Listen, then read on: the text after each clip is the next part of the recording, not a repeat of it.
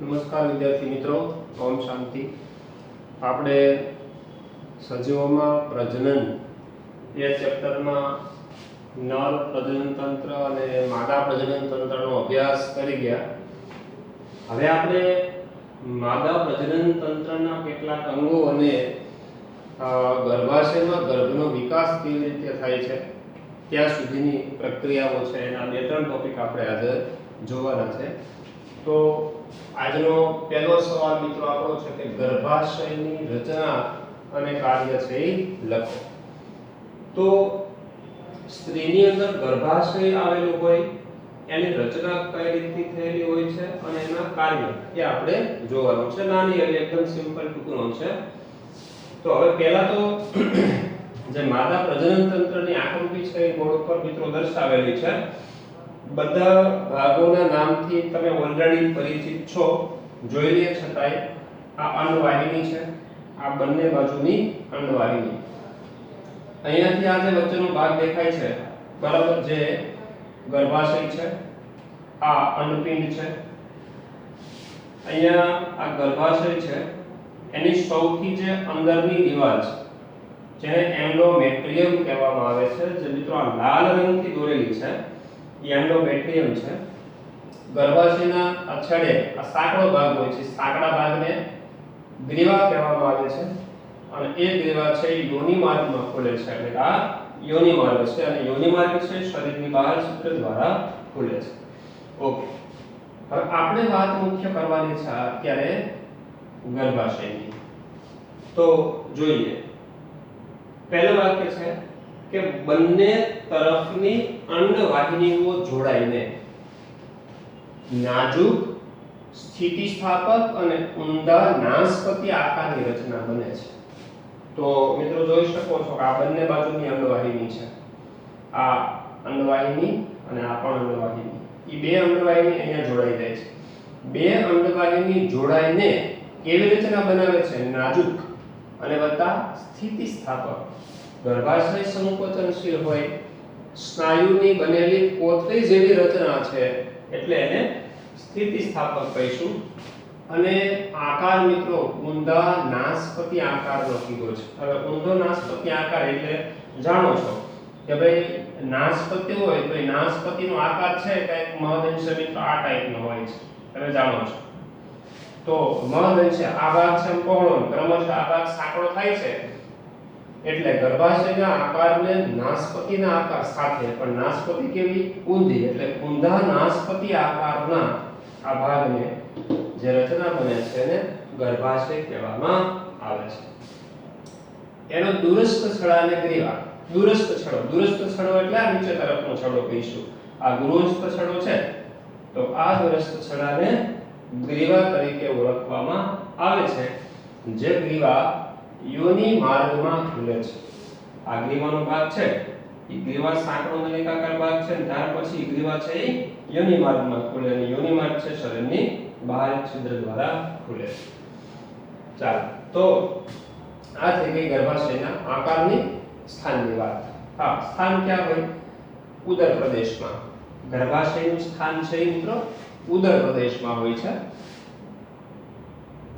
ઉદર પ્રદેશમાં. ઓકે, હવે એનું કાર્ય જોઈએ.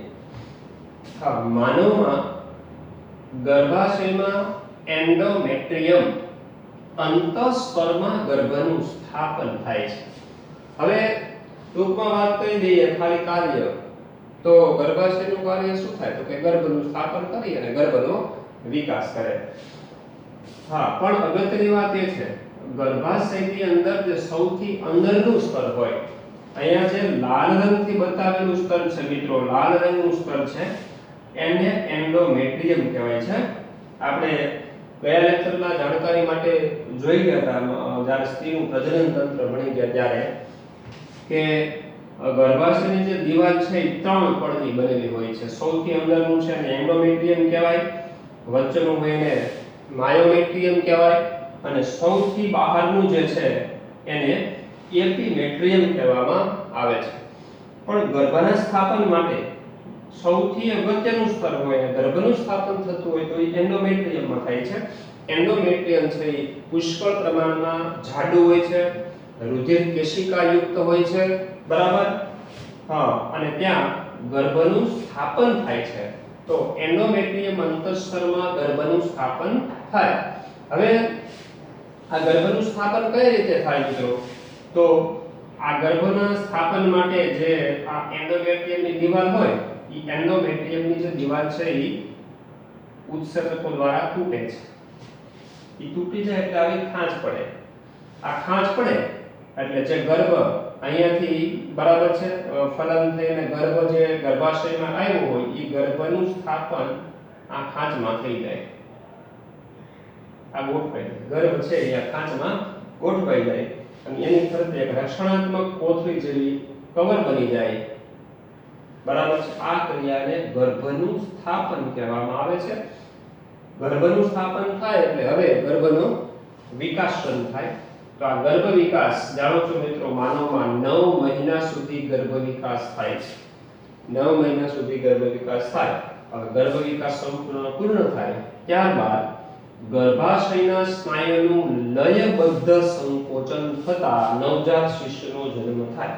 હવે મિત્રો કુદરતી રચના છે કે જ્યારે ગર્ભની અંદર બાળક 9 મહિનાનું થઈ જાય, બાળકનો ગર્ભ વિકાસ સંપૂર્ણ પૂર્ણ થઈ જાય એટલે આજે ગર્ભાશયની દિવાલના જે સ્નાયુ હોય વચ્ચેનું જે કણ છે એ સખત હોય, સ્નાયુ અરેખિત સ્નાયુ બનેલું હોય. અરેખિત સ્નાયુ.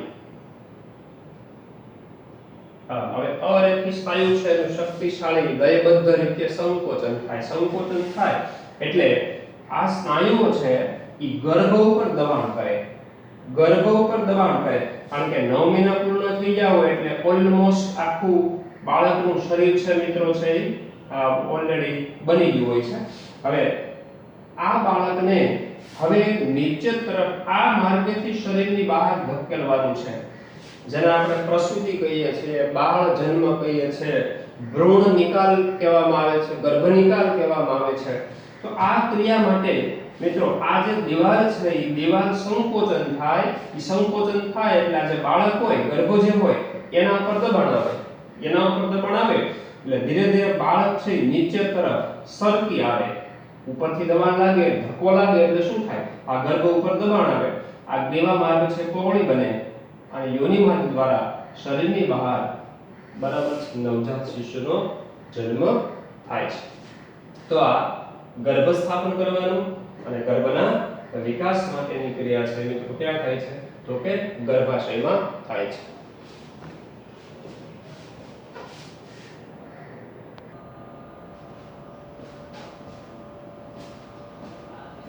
વિદ્યાર્થી મિત્રો હવે આપણે બીજા પ્રશ્ન તરફ જઈએ. હા, બીજો પ્રશ્ન એવો છે કે સ્ત્રીમાં ભ્રૂણનું નિર્માણ કેવી રીતે થાય તથા બાળકનો જન્મ કેવી રીતે થાય છે? તો પહેલા આપણે જોઈએ કે ભાઈ ભ્રૂણનું નિર્માણ કેવી રીતે થાય અને ત્યારબાદ ભ્રૂણ વિકાસ કઈ રીતે થાય છે અને છેલ્લે બાળકનો જન્મ કઈ રીતે થાય છે. તો સૌથી પહેલા પહેલો પોઈન્ટ છે મિત્રો કે મૈથુન ક્રિયા દ્વારા અથવા સંવનન દ્વારા અથવા તો સમાગમની ક્રિયા દ્વારા શુક્રકોષો છે યોનિ માર્ગની અંદર ફેલાય છે. હવે શુક્રકોષો યોનિ માર્ગમાં ફેલાય એ શુક્રકોષો જાણો છો ચલિત કોષો છે. શુક્રકોષો છે એ શીર્ષ, મધ્ય ભાગ અને પૂંછડી ધરાવતા કોષો છે. આપણે ભણી ગયા છે કે ભાઈ આ ટાઈપની પૂંછડી ધરાવતી રચના છે. બરાબર છે. આ શીર્ષનો ભાગ છે, અગ્રભાગ, આ મધ્ય ભાગ છે, આ પૂંછડી વાળો ભાગ છે. એટલે શુક્રકોષો છે એ ચલિત છે.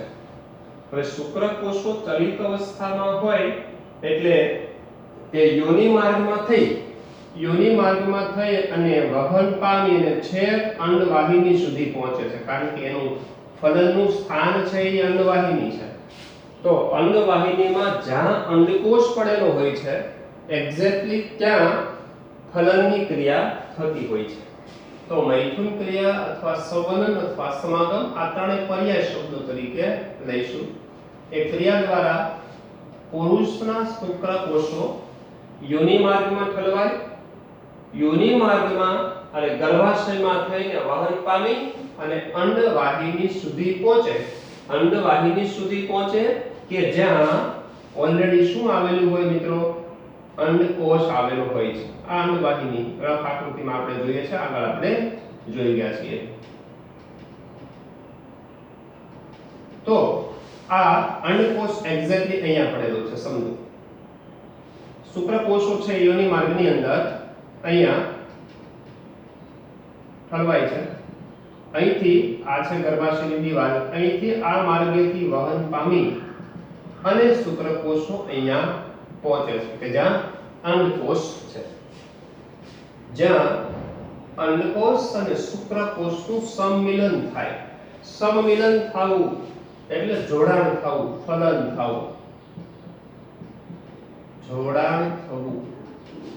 હવે આ શુક્રકોષ છે એ આ માર્ગેથી વહન પામે. આ માર્ગેથી એટલે યોનિ માર્ગમાં ઠલવાય, આ ગર્ભાશયની દીવાલમાં થઈને વહન પામે, પછી અંડવાહિનીમાં થઈને વહન પામે અને જ્યાં અંડકોષ પડેલો હોય છે એ અંડકોષ પડેલો હોય એ સ્થાને પહોંચે. હવે આ અંડકોષ ના કોષ કેન્દ્ર અને શુક્રકોષ છે એનું કોષ કેન્દ્ર છે એ જોડાણ થાય. મતલબ કે શુક્રકોષનો અગ્ર મધ્ય ભાગ છે એ અંડકોષની અંદર દાખલ થાય એટલે શુક્રકોષનું કોષ કેન્દ્ર અને અંડકોષનું કોષ કેન્દ્ર છે એ બંને ભેગા થાય એને સંમિલનની ક્રિયા કહેવાય અથવા જોડાણની ક્રિયા કહેવાય. આ ક્રિયાને ફલન થયું તેમ કહેવાય. એટલે શુક્રકોષનું કોષ કેન્દ્ર અને અંડકોષનું કોષ કેન્દ્ર ભેગા થાય, જોડાણ થાય, સંમિલન થાય, આ ક્રિયાને ફલન થયું તેમ કહેવાય. ઓકે, ફલનની ક્રિયા. હવે આગળ, હવે જે અંડકોષ છે એમાં શુક્રકોષ ઓલરેડી દાખલ થઈ ગયો છે. ઓકે, તો હવે આપણે મિત્રો એને કહીશું ફલિત અંડકોષ. આ ફલિત અંડકોષ છે, આ ફલિત અંડકોષ. તો હવે ફલિત અંડકોષ છે એ સ્થાપન ક્યાં થવાનું છે મિત્રો? ગર્ભાશયની અંદર. હવે ફલિત અંડકોષ ક્યાં છે? તો કે અંડવાહિનીમાં. તો હવે આ જે ફલિત અંડકોષ જેને ફલિતાંડ કહેવામાં આવે છે, યુગ્મનજ કહેવામાં આવે છે, સજીવનો પ્રથમ કોષ કહેવામાં આવે છે. આ ફલિત અંડકોષ, આ ફલિત અંડકોષ હવે શું કરશે? હવે એ આ તરફ, આ નળીમાં આ તરફ એટલે ગર્ભાશય તરફ આગળ વધશે, પણ કોષ વિભાજનની શરૂઆત થઈ જશે. આ અંડકોષ છે ફલિત એક કોષીય અવસ્થા, એક જ કોષ છે. હવે એનું વિભાજન થશે એટલે એમાંથી બે કોષ બનશે આવા. હવે એનું વિભાજન થાય બે કોષનું એટલે એમાંથી મિત્રો ચાર કોષો બને. આવી રીતે 4 માંથી 8 અને 8 માંથી 16 કોષો બની જાય. 16 32 64. આને કોષનું દ્વિગુણન કહેવાય. દ્વિગુણન થવું એટલે કોષની સંખ્યા બમણી બમણી બમણી થતી જાય. પણ જાણકારી માટે મિત્રો કે ફલિત અંડકોષ વહન પામીને ગર્ભાશય સુધી પહોંચે ને ત્યાં સુધી એમાં 8 થી 16 કોષો બની ગયા હોય છે. 8 થી 16 કોષો બની ગયા હોય છે. અને આ 16 કોષીય જે અવસ્થા વાળો જે ગર્ભ બને છે કે જેની અંદર 16 કોષો હોય, અહીંયા હું કેટલાક આકૃતિમાં દોરું છું, આવા 16 કોષો બની જાય છે. આ 16 કોષી અવસ્થાના ગર્ભને મિત્રો મોરુલા ગર્ભ કહેવાય છે. મોરુલા ગર્ભ તરીકે ઓળખવામાં આવે છે. તો જો ફલિત અંડકોષ વિભાજન પામીને, હા વિભાજન કેવું થશે મિત્રો? સમવિભાજન. બરાબર યાદ રાખજો, અહીંયા અધિકરણની ક્રિયા થાય નહીં, સમવિભાજનની ક્રિયા થાય એટલે અસંખ્ય કોષો બનતા જાય. હવે ગર્ભ બને છે એટલે આવો અસંખ્ય કોષો એટલે દ્વિગુણન થયા કરે. 2 4 8 16 32 64 આવા અસંખ્ય કોષોનું નિર્માણ થતું જાય. બરાબર છે? અને એક ગર્ભની રચના છે એ બનાવે છે. હવે જાણો છો, હમણાં આપણે આગળના પ્રશ્નમાં વાત કરી કે ભાઈ ગર્ભનું સ્થાપન ક્યાં થાય છે? તો આવા ગર્ભનું સ્થાપન મિત્રો જે આ એન્ડોમેટ્રિયમ છે, આ એન્ડોમેટ્રિયમ, તો આ દિવાલની અંદર થોડીક સ્પષ્ટ આકૃતિ દોરું છું. આ એન્ડોમેટ્રિયમ છે. તો આ એન્ડોમેટ્રિયમના એક ઉત્સેચક જે ગર્ભના કોષો હોય જે એન્ડોમેટ્રિયમના સંપર્કમાં આવે એટલે આવી ખાંચ ઉત્પન્ન થાય છે, આ કોષોનું વિઘટન થઈ જાય.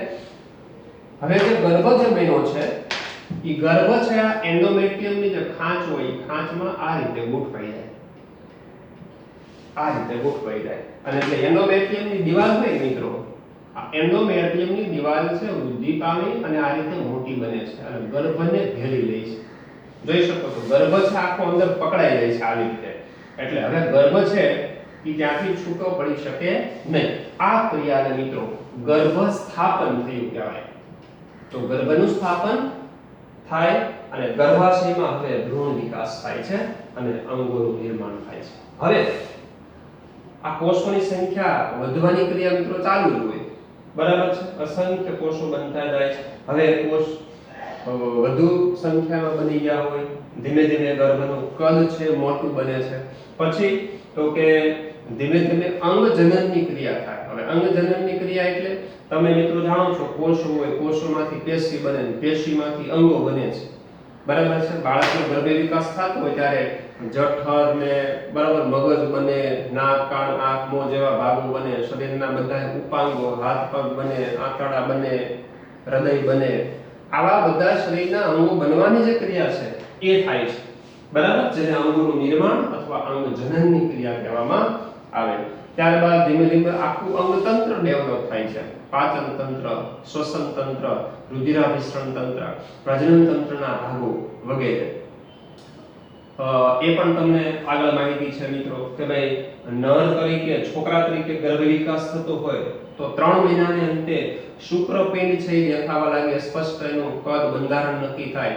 છોકરી તરીકે ગર્ભ વિકાસ પામતો હોય તો 3 મહિના પછી અંડપિંડ છે એ પરિપક્વ બને છે અને સ્પષ્ટ રીતે ડેવલપ થઈ જાય છે 3 મહિનાની અંદર. તો આ બધી ક્રિયા છે મિત્રો અંગોની નિર્માણની ક્રિયા છે અને સંપૂર્ણ રીતે ગર્ભ વિકાસ આગળ વધે છે.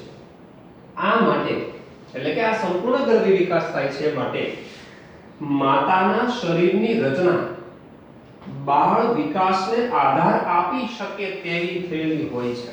હવે અગત્યની વાત છે કે ચાલો બાળકનો ગર્ભ વિકાસ ગર્ભાશયમાં થાય છે તો ગર્ભાશયની રચના કેવી છે તો કે ગર્ભના સ્થાપન માટે અનુકૂળ છે. ગર્ભાશયની દિવાલમાંથી વિકાસ પામતા ગર્ભને પોષણ કોણ આપે છે તો કે માતાનું રુધિર.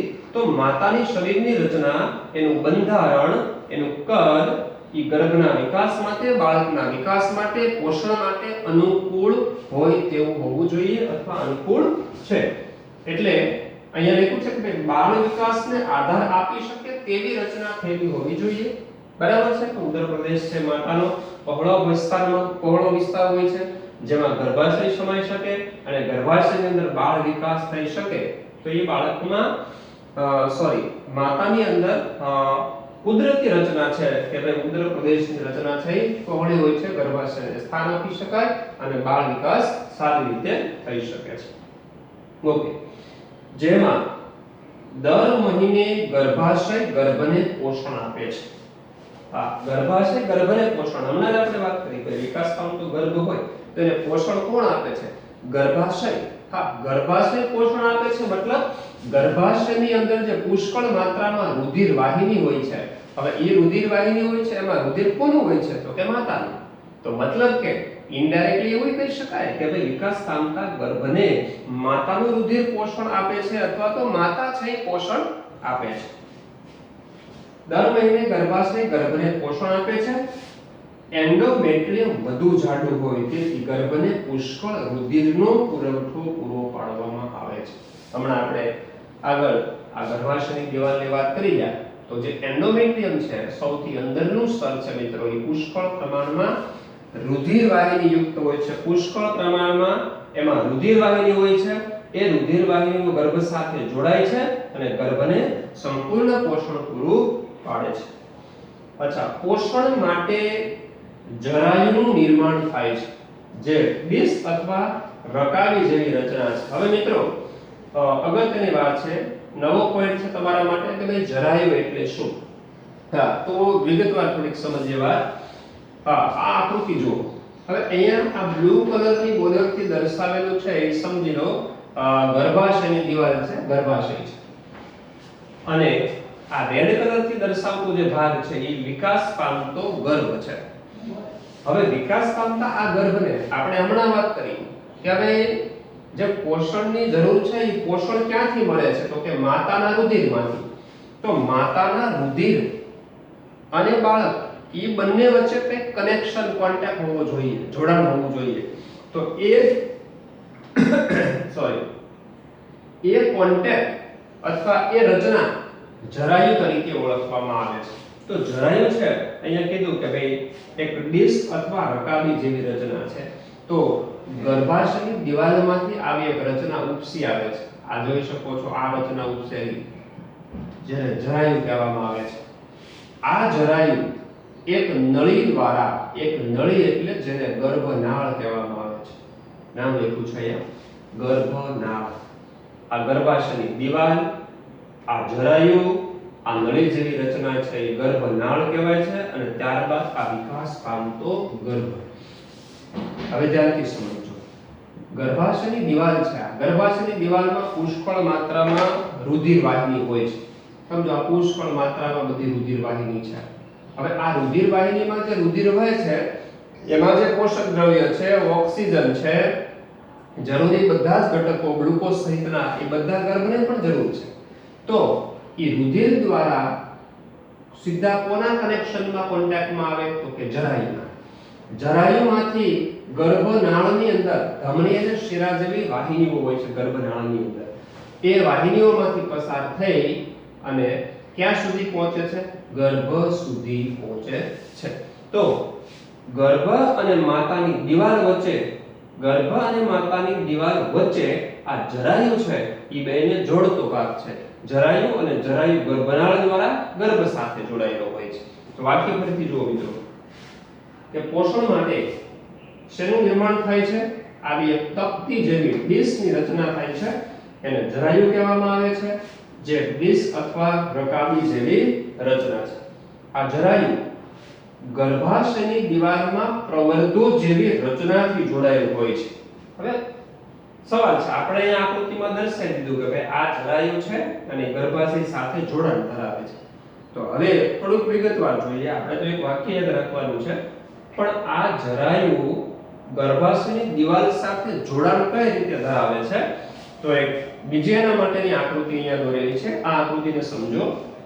આ વિકાસ પામતો ગર્ભ છે, આ ગર્ભનાળ છે, અને અહીંથી આ આખી રચના છે. આ સમગ્ર રચના છે જે કનેક્શન છે કોની કોની વચ્ચે? ગર્ભાશયની દિવાલ અને આ ગર્ભનાળ એટલે કે ગર્ભ વચ્ચે. આ જરાયુ તરીકે ઓળખવામાં આવે છે. તો જોઈ શકો છો કે આ બ્લુ કલરનો ભાગ છે મિત્રો, આ બ્લુ કલરનો ભાગ છે એ ગર્ભાશયની દિવાલ છે. આ ગર્ભાશયની દિવાલ છે એમની વચ્ચે આ ટાઈપની રચના છે. જરા ધ્યાનથી સમજજો. આ ટાઈપની રચના છે. અહીંયા વચ્ચે આવી ખાંચ છે. આ ખાંચ છે, આ ખાંચ છે, આ ખાંચ છે. એ ખાંચનું નામ એ લખ્યું છે કોટર. તો એ હકીકતે આ કોટર સૌથી અંદરની બાજુ એટલે કે અંદરના સ્તરમાં એન્ડોમેટ્રિયમમાં હોય છે. આ એન્ડોમેટ્રિયમમાં આવેલા જે કોટર છે, એન્ડોમેટ્રિયમમાં આવેલા જે કોટર છે, અચ્છા, એ કોટર જેવા ભાગ હોય, ખાંચા હોય, એની અંદર આવા પ્રવર્ધો છે, ઉપસેલા પ્રવર્ધો. એટલે હું આકૃતિને એને અહીંયા દોરું છું, જે દોરેલી છે એ જ છે, એટલે તમને સ્પષ્ટ ખ્યાલ આવે. આવા ઉપસેલા પ્રવર્ધો જેવી રચના છે. આવા પ્રવર્ધો છે. અહીંયા પણ દર્શાવું છું. એ જ આકૃતિમાં છે એ જ તે તમને જોવાથી સ્પષ્ટ થાય એટલા માટે. આ પ્રવર્ધો. અચ્છા, હવે એ પ્રવર્ધોનું નામ શું લખ્યું છે? આ પ્રવર્ધો ચોકડીમાં આપણે શબ્દ પ્રવર્ધો એને જરાયુજ અંકુરકો કહેવામાં આવે છે. બાયોલોજીમાં એને શું કહેવામાં આવે છે? જરાયુજ અંકુરકો. હવે જરાયુજ અંકુરકો છે એ ખરબચડી સપાટી દ્વારા ઉપસેલી રચના છે. ખરબચડી ઉપસેલી રચના છે જે કોના સંપર્કમાં છે તો કે આ ગર્ભાશયની દિવાલ એટલે કે એન્ડોમેટ્રિયમ. હવે જાણો છો કે ભાઈ એન્ડોમેટ્રિયમ છે પુષ્કળ પ્રમાણમાં આ રુધિર વાહિની ધરાવે છે. પુષ્કળ પ્રમાણમાં રુધિર વાહિની ધરાવે છે. ઓકે, હા, હવે એન્ડોમેટ્રિયમમાં રુધિર વાહિની છે તો એમાં પુષ્કળ માત્રામાં રુધિરનું વહન થતું હોય. એ રુધિર આ પ્રવર્ધો દ્વારા વહન પામે છે, આ તરફ આગળ વધે છે અને આ જે ગર્ભનાળ દ્વારા કોને પ્રાપ્ત થાય છે? તો કે ગર્ભને પ્રાપ્ત થાય છે. હા, ફરીથી જો મિત્રો, જરાયુ ગર્ભાશયની દીવાલમાં પ્રવર્ધો જેવી રચનાથી, તો એ પ્રવર્ધો ક્યાં? અહીંયા આકૃતિમાં એક આ પ્રવર્ધ મેં દર્શાવ્યો, એક આ પ્રવર્ધ દર્શાવ્યો. તો પ્રવર્ધો જેવી રચનાથી જોડાયેલા હોય છે. અને માતાની પેશીમાં, હવે માતાની પેશીમાં રુધિર કોટરો હોય છે, આ પ્રવર્ધોને આચ્છાદિત કરે છે. હવે આ પેશી એટલે કઈ મિત્રો? ગર્ભાશયની પેશી. ગર્ભાશયની કઈ પેશી? તો કે સૌથી અંદરની દીવાલ. સૌથી અંદરની દીવાલ એટલે કઈ? તો કે આ એન્ડોમેટ્રિયમ. એમાં શું હોય છે?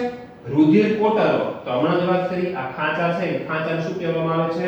રુધિર કોટરો હોય, જે આ પ્રવર્ધોને આચ્છાદિત કરે છે. હા, તો એ પ્રવર્ધોને શું કરે છે? આચ્છાદિત. મતલબ આ પ્રવર્ધ છે, તો એ પ્રવર્ધોને શું કરે છે મિત્રો? ઢાંકે છે, એને આચ્છાદિત કરે છે, એવું કહેવાય. માતા ગર્ભને શું આપે છે?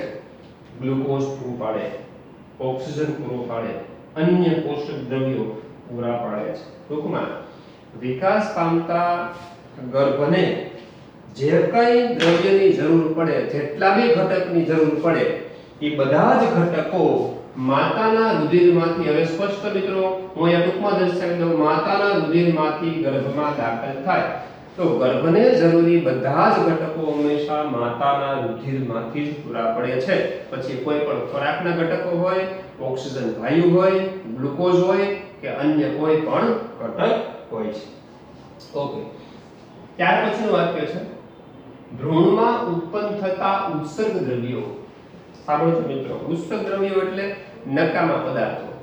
કોઈ પણ કોષને જ્યારે ચયાપચયની ક્રિયા થાય એમાં એટલે કોઈ ને કોઈ નકામા પદાર્થો ઉત્પન્ન થાય છે.